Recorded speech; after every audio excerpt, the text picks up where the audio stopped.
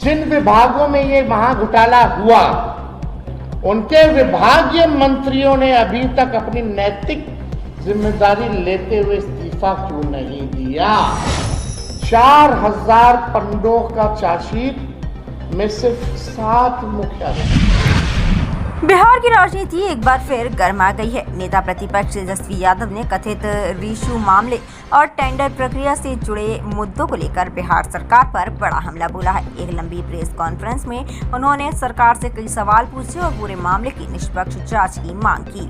तेजस्वी यादव ने अपनी press conference में कहा कि सरकार को जनता के सामने पूरे मामले की सच्चाई रखनी चाहिए। उन्होंने सवाल उठाया कि कथित टेंडर प्रक्रिया में किन लोगों की भूमिका रही और जांच एजेंसियों की कार्रवाई किन आधारों पर आगे बढ़ रही है। उन्होंने कहा कि अगर जांच में किसी भी स्तर पर अनियमितता सामने आई तो दोषियों के खिलाफ समान कार्रवाई होनी चाहिए, चाहे उनका पद कितना भी बड़ा क्यों न हो। प्रेस कॉन्फ्रेंस के दौरान तेजस्वी यादव ने चार्जशीट दाखिल करने में हुई देरी पर भी सवाल उठाए। उनका कहना था कि यदि जांच एजेंसी के पास पर्याप्त साक्ष्य थे तो कार्रवाई में इतना समय क्यों लगा। उन्होंने यह भी पूछा कि क्या जांच के दौरान सभी संबंधित लोगों से समान रूप से पूछताछ की गई और क्या किसी प्रभावशाली व्यक्ति को बचाने की कोशिश तो नहीं हुई।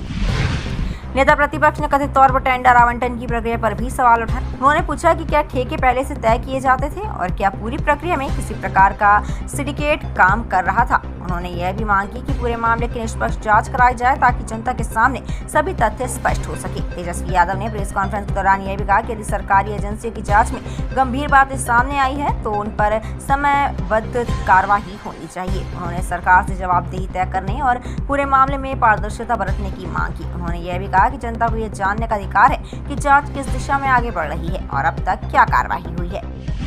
खुश है अब तक का कितना बिहार सरकार का खजाना ऋषि श्री ने लूटा, या ये भी सृजन घोटाला जैसा हो जाए, या ये भी एस्टीमेट घोटाला जैसा हो जाए, या अन्य घोटालों जैसा हो जाए। जिन विभागों में ये महाघोटाला हुआ, उनके विभागीय मंत्रियों ने अभी तक अपनी नैतिक जिम्मेदारी लेते हुए इस्तीफा क्यों नहीं दिया?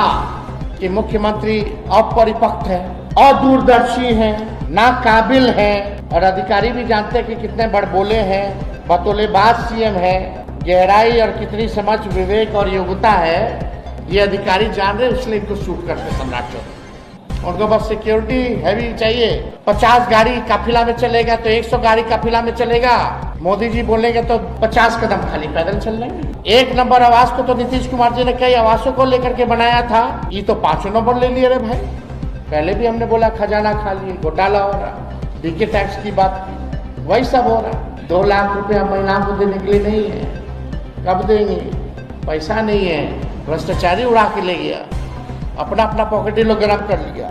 और हम चाहेंगे जितने यहाँ पत्रकार भाई आप लोग हैं, इस सवाल को जरा आप समझिएगा। मेरा छापना मत छापिएगा, लेकिन कम से कम ये सवाल जरूर छापिए। ये सवाल छापने से सरकार पर प्रेशर बनेगा, सरकार को जवाब देना होगा, दूध का दूध और पानी का पानी होगा। लेकिन हम आपको गारंटी कर सकते हैं कि सरकार के पास इसका कोई उत्तर देने नहीं आएगा। 4000 पन्नों का चार्जशीट में सिर्फ 7 मुख्य आरोप। चार्जशीट में बड़ी मछलियों को छोड़ दिया गया है। जांच में सामने आया है कि सरकारी विभागों में बिल पास कराने और टेंडर देने के बदले 2% से 3.5% तक का फिक्स कमीशन चलता था। क्या सरकार का पूरा आंतरिक ऑडिट सिस्टम और विजिलेंस विभाग पूरी तरह से ध्वस्त हो चुका है, जो इस स्केल के महाघोटाले को समय समय पर उजागर नहीं कर सकता है? इधर राजनीतिक हलकों में इस प्रेस कॉन्फ्रेंस के बाद बयानबाजी तेज हो गई है। विपक्ष सरकार पर सवाल उठा रहा है, जबकि सरकार की ओर से इन आरोपों पर विस्तृत आधिकारिक प्रतिक्रिया का इंतजार है। आने वाले दिनों में ये मुद्दा बिहार की राजनीति में और अधिक चर्चा का विषय बन सकता है। फिलहाल इस पूरे मामले पर राजनीतिक बयानबाजी जारी है। आरोप और जवाब के बीच अब सभी की नजर सरकार की आधिकारिक प्रक्रिया और जांच एजेंसियों की अलग कार्रवाई पर टिकी हुई है।